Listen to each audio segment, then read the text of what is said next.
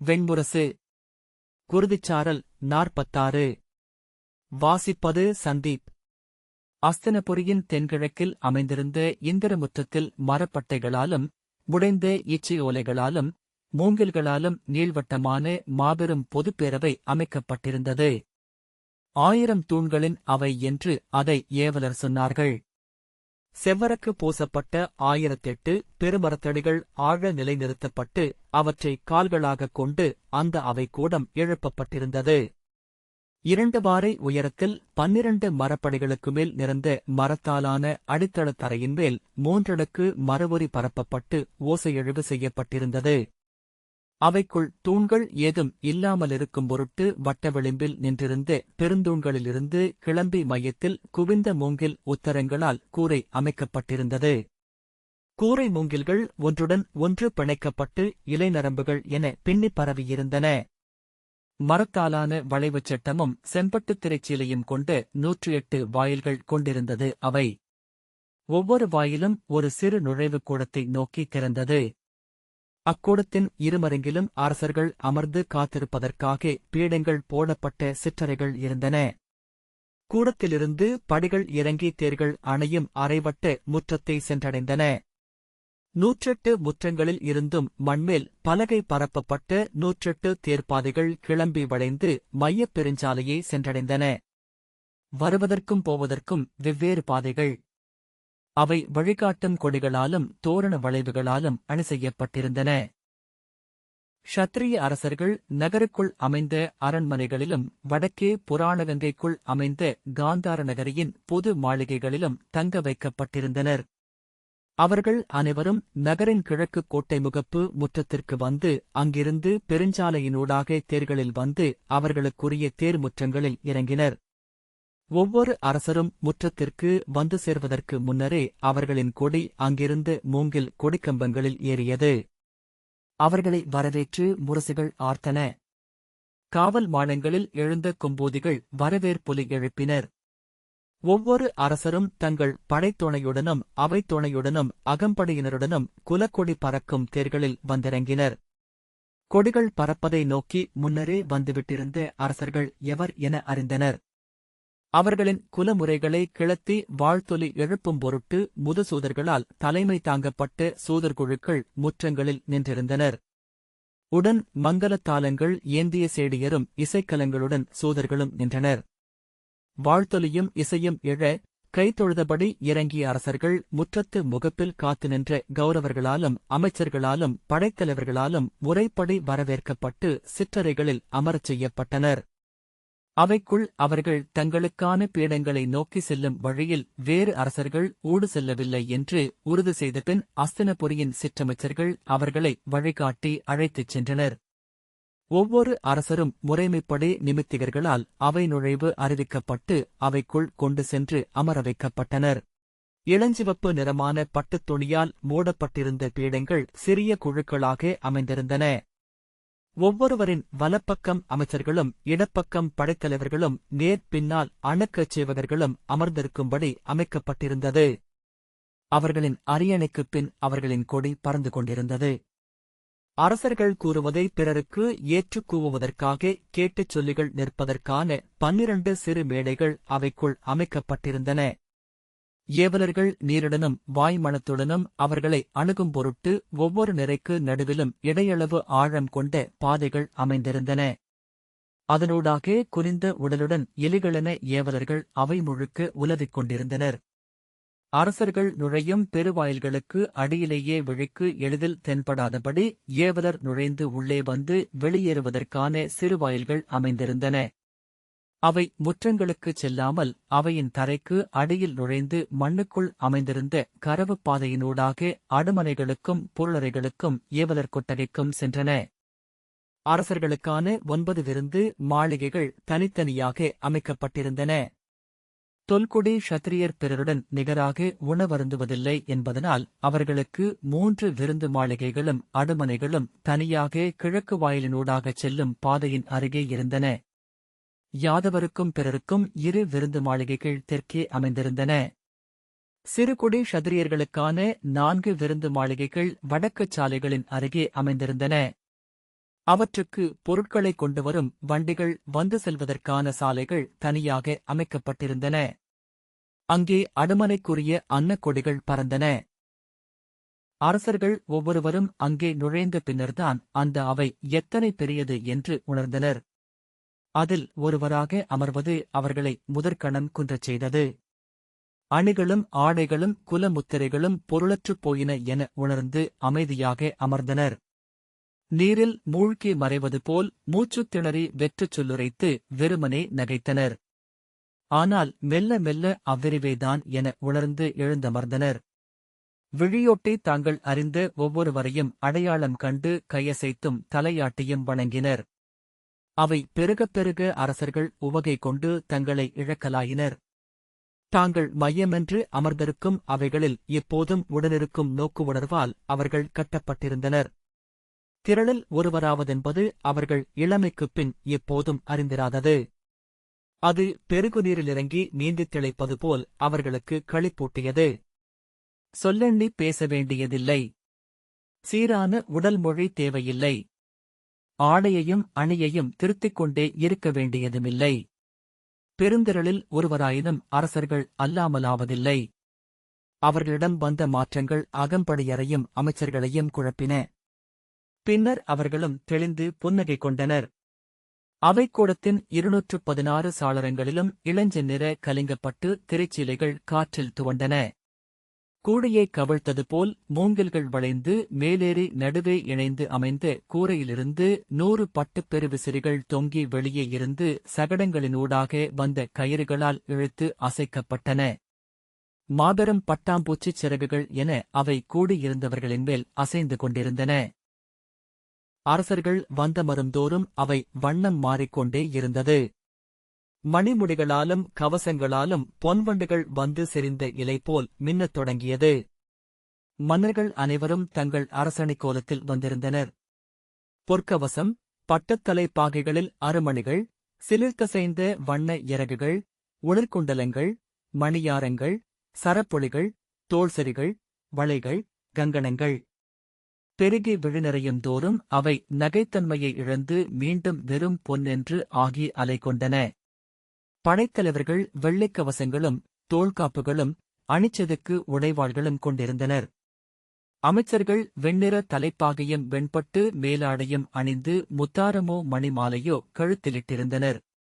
சொற்கள் இணைந்து இணைந்து முழக்கமென்றாகி மீட்டலென்று மருவி கார்வையின்றி கூரைக்குவையில் நிறைந்தன. ஒவ்வொரு அரசரும் எவர் அருகே அமர வேண்டும், எவரவரை சந்திக்க வேண்டுமென்பது அவையின் அமைப்பிலேயே முடிவு செய்யப்பட்டிருந்தது. கணிகரும் சகுனியும் கனகருடனும் 18 அமைச்சர்களுடனும் 108 சிற்றமைச்சர்களுடனும் அமர்ந்து க்ஷத்திரிய அரசர்களின் பட்டியலை அமைத்து அவர்களை வெவ்வேறு குழுக்களாக பிரித்து அந்த அரங்கை அமைத்த கலிங்க சிற்பி சந்தீபருக்கு அளித்தனர். அவர் அதை 88 ஆண்டுகளுக்கு முன்னர் கலிங்க மன்னர் ஜோதிவர்மன் செய்த ராஜசூயத்திற்கு போடப்பட்ட பந்தலின் வடிவில் உரிய மாற்றங்களுடன் அமைத்தார். தொல்குடி க்ஷத்திரிய மன்னர்கள் கிழக்கு முகம் கொண்ட 24 வாயில்களினூடாக அவை நுழைந்தனர். சிறுகுடி க்ஷத்திரிய மன்னர்கள் வடக்கு நோக்கிய 24 வாயில்களில் வந்திறங்கினர். மலைநாட்டு க்ஷத்திரியர்களுக்கு தெற்கு நோக்கிய 24 வாயில்கள் அளிக்கப்பட்டிருந்தன. 12 வாயில்கள் யாதவர் உள்ளிட்ட பிறருக்கு ஒதுக்கப்பட்டன. மேற்கு நோக்கிய 12 வாயில்கள் அஸ்தினபுரியின் அரசுகுடியினருக்கு ஒதுக்கப்பட்டிருந்தன. 4 தனிவாயில்களில் 1 அரசருக்கும் பிறிதொன்று அரசிக்கும் என வகுக்கப்பட்டிருந்தது. 2 தனிவாயில்கள் அந்தணர் அவை புகும் பொருட்டு அளிக்கப்பட்டிருந்தன. கிழக்கு முதல் முற்றத்தில் நின்றிருந்து துர்முகனும் சிற்றமைச்சர் மனோதரரும் தேர்களில் வந்திறங்கிய சாரஸ்வத நாட்டரசர் உலூகரை வரவேற்று அழைத்துச் சென்று அமரச் செய்தனர். தனக்கு முன்னரே வந்திருந்த அரசர்களின் கொடிகளில் சௌவேர நாட்டரசருடையதும் இருப்பதை அவர் இறங்கியதுமே நோக்கினார். முகமன் உரைத்து தலை வணங்கிய துர்முகனிடம் இயல்பான குரலில் சௌவீரர் சத்ருஞ்சயர் இவ்வழியே சென்றார் என எண்ணுகிறேன் என்றார். ஆம் அரசே, சற்றுமுன் அவையமர்ந்தார் என்றான் துர்முகன். இந்த வழி தொல்குடி ஸ்திரீயர்களுக்குரியது அல்லவா என்றார் உலூகர். ஆம் அரசே, இங்குள்ள 24 வாயில்களும் முதன்மை க்ஷத்திரியர்கள் நுழைவதற்கானவை என்றான் துர்முகன். உலூகரின் அமைச்சர் சதஹஸ்தர், இளவரசே, தொன்மையான ஆரிய ஜனபதங்கள் 16 என அறிந்திருப்பீர்கள். அங்கம், ஆஸ்மகம், சேதி, அவந்தி, காந்தாரம், காசி, காம்போஜம், கோசலம், குரு, மகதம், மல்லம், மச்சம், பாஞ்சாலம், சூரசேனம், விருஜம், வத்சம். இவற்றில் இருந்து எழுந்தவை 56 க்ஷத்திரிய நாடுகள். முதல் 16இல் அமைந்த நாடுதான் 56இல் முதன்மை கொண்டது. அவற்றின் கொடிவழியில் எழுந்த நாடு 2ஆம் இடம் பெறுகிறது. பிற நாடுகளுக்கு 3ஆம் இடமே என நூல்கள் நிர்வகிக்கின்றன என்றார். துர்முகன் திகைக்க மனோதரர், ஆம் அமைச்சரே, அது சபாக்கிரமசங்கிரகம் நூலில் உள்ளது என்றார். கௌடசாரஸ்வதம் என்னும் நூலின்படி தொல்குடியாகிய காந்தாரத்தின் கொடிவழியினர் சாரஸ்வதர்களாகிய நாங்கள். சைந்தவர்களும் சைப்பியர்களும் கூர்சர்களும் எங்கள் பங்காளிகள். இந்நிலையில் சௌவீரர் எங்கு வருகிறார்கள் என்றார் சதஹஸ்தர். அவர்கள் தொல்குடிகள் என்றார் மனோதரர். ஆம், அதில் மறுப்பில்லை. ஆனால் க்ஷத்திரிய முதற்குடிகளா என்பதை வினா. அசுரகுடிகளும் நிஷாத குடிகளும் கூடத்தான் தொல்குடிகள். வேதத்தில் குறிப்பிடப்படுதல், தவமுனிவராகிய பிரஜாபதியே கொண்டிருத்தல், அஸ்வமேதமும் ராஜசூயமும் இயற்றி மும்முடிசூடிய முன்னோரைக் கொண்டிருத்தல் என்னும் 3 தகுதிகளில் ஒன்றேனும் இல்லையேல் அவர்கள் முதற்குடி க்ஷத்திரியர் ஆவதெங்கனம் என்றார் சதஹஸ்தர். துர்முகன் அப்பொறுப்பை அப்படியே மனோதரரிடம் விட்டுவிட்டு பின்னால் சென்று நின்றான். உலுகர், நன்று, உங்களுக்கு பாலிகர்கள் இன்று உற்றவர்கள். மற்றம் துணை வந்துவிட்டது. மலைக்கொடிகளின் வில்திறன் போரில் தேவையாகிறது. ஆனால் அவையில் அவர்களின் இடத்தை மாற்றியமைக்க உங்களுக்கு உரிமையில்லை. அதை செய்ய வேதத்திற்கே ஆணையுள்ளது என்றார். பின்னால் வந்து நின்ற ஜலகந்தன் துர்முகனிடம், விதேக மன்னர் அணுகிக் கொண்டிருக்கிறார், மூத்தவரே என்றான். அதை செவிகொண்டதுமே மனோதரர், மாமன்னர் நிமியின் குருதி வழி வந்தவரும் அரச முனிவர் ஜனகரின் வழித்தோன்றலுமாகிய நிமி அவைபுகவிருக்கிறார். சாரஸ்வதரே, தாங்களும் அவரும் இணைந்து அவை புகுவது சிறப்பாக அமையும் என்றார். உலூகர் முகம் மலர்ந்து, ஆம், தொல்புகழ் கொண்ட வைதேகருடன் அவை புகுவதற்கு சாரஸ்வதமே தகுதியானது என்றார். சற்று பொறுங்கள், அவரை அழைத்து வருகிறேன் என்று மனோதரர் வணங்கி வெளியேற துர்முகனும் ஜலகந்தனும் அவருடன் வெளியே விரைந்தனர். துர்முகன், ஒவ்வொருவருக்கும் ஒவ்வொரு கணக்கு. வைதேகர் என்ன சொல்லப் போகிறார் என்று தெரியவில்லையே என்றான். அவருக்கு ஜானகியின் பெயரே எந்த அவையிலும் முதலிடத்தை அளிக்கும். ஆகவே அவர் எந்தக் கணக்கும் நோக்காதவராகவே இருப்பார். வருக என்று கூறியபடி மனோதரர் முற்றம் நோக்கி சென்றார். செல்கையிலேயே பிரமதர், அப்ரமாதி, தீர்க்கரோமர், சுவீரியவான் ஆகியோருக்கு செய்தி செல்க. அவர்கள் மணந்த விதேக நாட்டு இளவரசியரும் உடனே இங்கு வரவேண்டும் என்றார். ஏவலன் ஒருவன் ஓடி சிறிய வாயிலினூடாக அவை மண்டபத்தின் அடிப்பக்கத்திற்குள் நுழைந்து அங்குள்ள குறுக்கு வழியினூடாக விரைந்தான். மேழிக்கொடி பறக்கும் விதேக நாட்டுத் தேர்கள் வந்து நிற்க அதிலிருந்து அரசர் நிமி இறங்கி கைகூப்பினார். வாழ்த்துரைகளும் இசை மங்கலமும் சூழ துர்முகனும் ஜலகந்தனும் மனோதரரும் அவரை வரவேற்றனர். அவர்கள் தாளமொழியப்பட்டு முகமருரைக்கப்பட்டு கூடத்திற்கு செல்வதற்குள் விதேக நாட்டு இளவரசியரான துஷ்டி, வபுஸ், சாந்தி, சித்தி ஆகியோர் தங்களை மணந்த கௌரவர்களான பிரமதன், அப்ரமாதி, தீர்க்கரோமன், சுவீரியவான் ஆகியோருடன் வந்தனர். அவர்கள் குறுக்கு வழியாக விரைந்து வந்தமையால் மூச்சிரைத்துக் கொண்டிருந்தனர். அரசியர் தந்தையின் கால் தொட்டு வணங்கினர். கௌரவர்களும் வணங்கி வாழ்த்து பெற்றனர். மனோதரர் சிற்றறைக்குள் புகுந்து சாரஸ்வதராகிய உலூகரிடம், அரசே, தாங்களும் எழுந்து விதேக நாட்டரசருடன் இணைந்து அவைபுக வேண்டும் என்றார். ஆம், அதற்காகவே காத்திருந்தேன் என்றபடி உலூகர் எழுந்து நிற்க ஏவலர் அவருடைய ஆடைகளை சீரமைத்தனர். அவர் கைகூப்பி வணங்கியபடி மெல்ல நடந்து வெளிவந்து கூடத்தில் மறுமைந்தரும் மகள்களும் சூழ இன்சொல் எடுத்து நின்றிருந்த நிமியை அணுகி கைகூப்பினார். அவரைக் கண்டதும் வைதேகர் இரு கைகளையும் விரித்து முகம் மலர கூவியபடி அருகணைந்து தழுவிக்கொண்டு, என்ன தவம் செய்தேன்? தொல்புகழ் சாரஸ்வதரை அணுகே சந்திக்கும் நல்லூழ் அமைந்ததே என்றார்.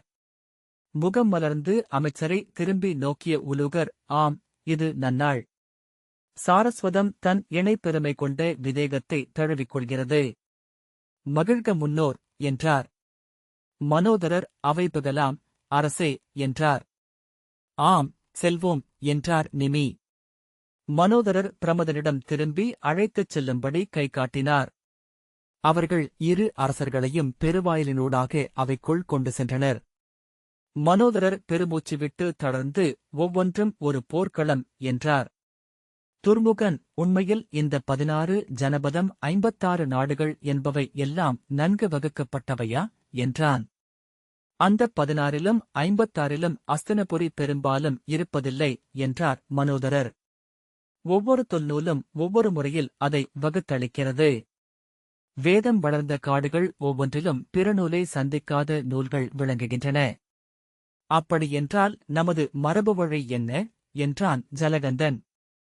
முதல் 16ல் ஒன்று குருநாடு. இன்று அது சிறுத்து ஒரு சிற்றூராக அஸ்தினபுரியின் வடமேற்கு எல்லையில் அமைந்துள்ளது. குருநாட்டை ஆண்ட யயாதியின் கொடிவழியினர் அஸ்தினபுரியின் அரசர்கள் என்பது பராசரரின் புராண மாளிகையினூடாக நிறுவப்பட்டது. அவ்வகையில் அஸ்தினபுரியே குருநாடு எனப்படுகிறது என்றார் மனோதரர்.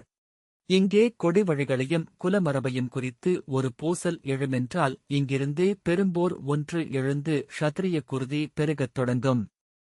க்ஷத்திரியர் அரக்குமுற்றி உலர்ந்து அனல் காத்துக் கிடக்கும் பெருங்காடு என்பார்கள். தெற்கு அவைவாயிலில் சித்திரன், உபசித்திரன், சித்திராங்கன், சாரு சித்திரன் 4வரும் சிற்றமைச்சர்களுடன் நின்று யாதவ அரசர்களை வரவேற்றனர். போஜர்களும் குங்குரர்களும் அந்தகர்களும் விருஷ்டிகளும் வந்திறங்கி முறைப்படி வரவேற்கப்பட்டனர்.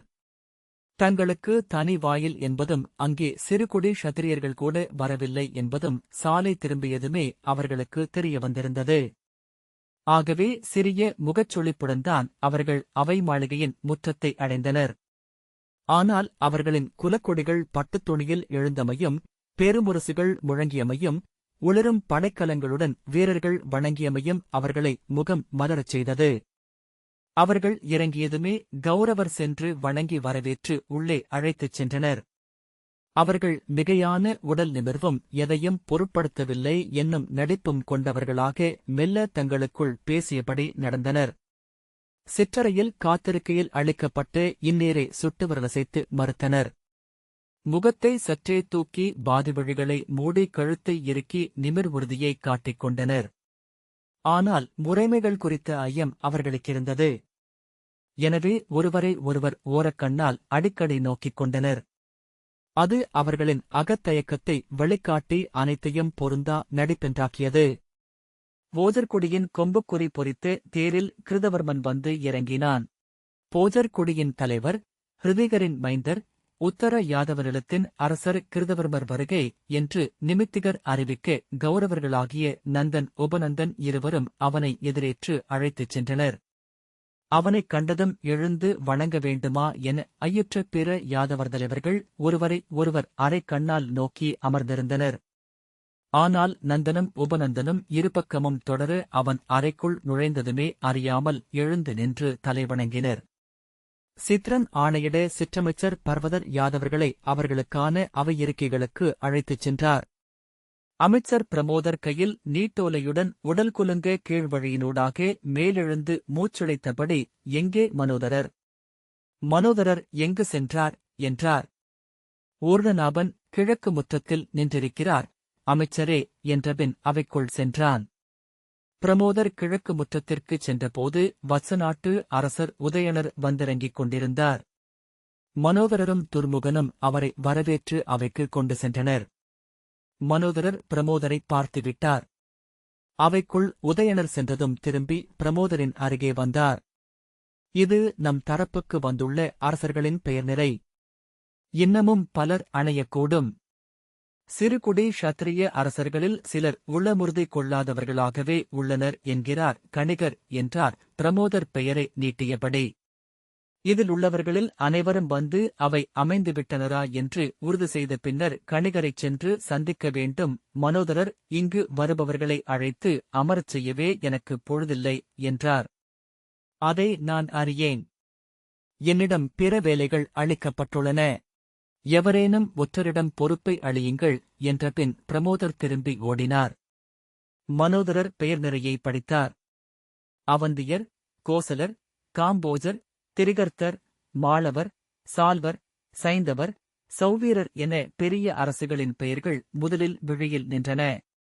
மீண்டுமொரு முறை படித்தபோதுதான் ஆந்திரர், ஆபிசாரர், அம்பஸ்தர், அஸ்வாடகர், அஜனேயர், ஆபிரர், அரட்டர், ஆரிவேகர், கர்ணப்பிரவர்ணர், கிதவர், குந்தலர், குலூதர், கசுத்ரகர், காசர், கோவாசனர், சிச்சிலர், சீனர், சுச்சுபர், துஷாரர், துண்டிகேரர், தார்விகர், தசமெய்யர், நாராயர், பஞ்சநதர், பல்லவர், பாணிபத்ரகர், பாரதகர், புளிந்தர், பிரஸ்தலர், மாகேஷ்மதர், முண்டர், மேகலர், லலித்தர், வங்கர், வனாயர், வசாதியர், வடாதனர், விக்ரமர், விகுஞ்சர், வேணிகர், சூரர், சுரசேனர், சம்ஸ்தானர், சிங்களர், சுரஸ்தரர், ஹம்சமார்கர் போன்ற சிறுகுடி க்ஷத்திரியர்களின் பெயர்கள் விழியில் நின்றன. அதை என்ன செய்வதென்று அவருக்கு தெரியவில்லை.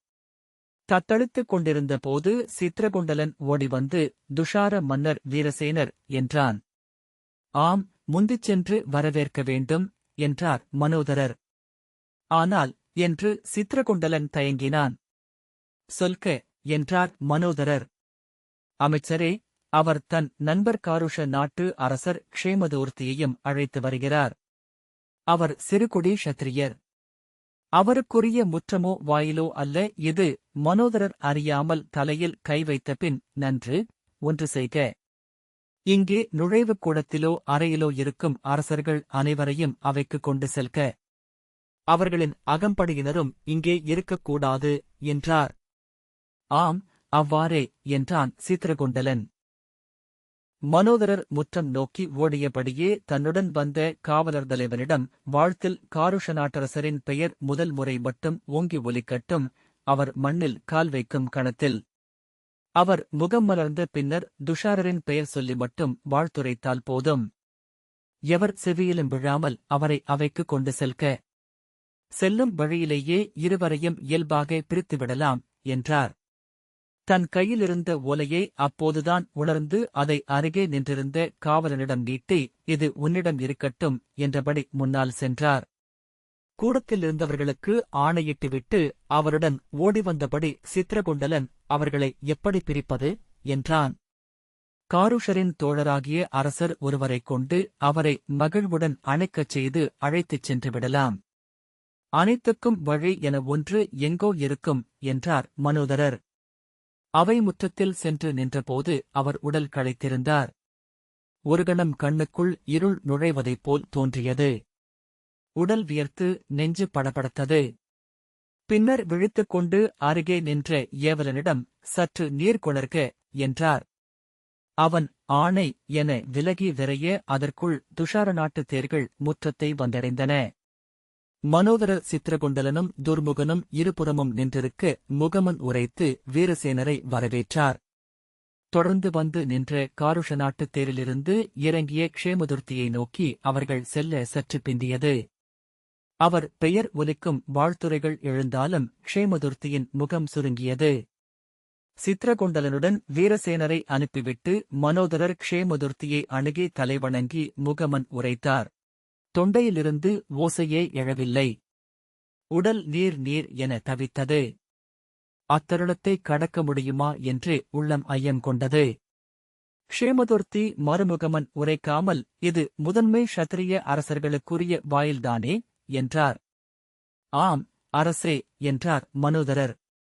அப்படியென்றால் இங்கே எப்படி சாரஸ்வதரின் கொடி பறக்கிறது என்றார் க்ஷேமதுர்த்தி. மனோதரரின் உள்ளம் ஒரு கணம் சொல்லின்றி நிலைத்தது. மறுகணம் அவரை அறியாமல் புன்னகை எழுந்தது. அதை அடக்கிக் கொண்டு முகமனை மீண்டும் ஒருமுறை உரைத்து, தங்களுக்காக தொல்குடி க்ஷத்திரியர் எழுவர் காத்திருக்கிறார்கள் அரசே. சற்றுமுன் விதேக அரசர் நிமி தங்களைப் பற்றி கேட்டார் என்றார். முகம் மலர மீசையை நீவியபடி, ஆம், நாங்கள் பழைய நண்பர்கள். எங்களுக்கிடையே ஒரு வகையில் குருதியுறவும் உண்டு என்றபடி க்ஷேமதுர்த்தி முன்னால் நடந்தார். இந்த வாசிப்பை கேட்டதற்கு நன்றி.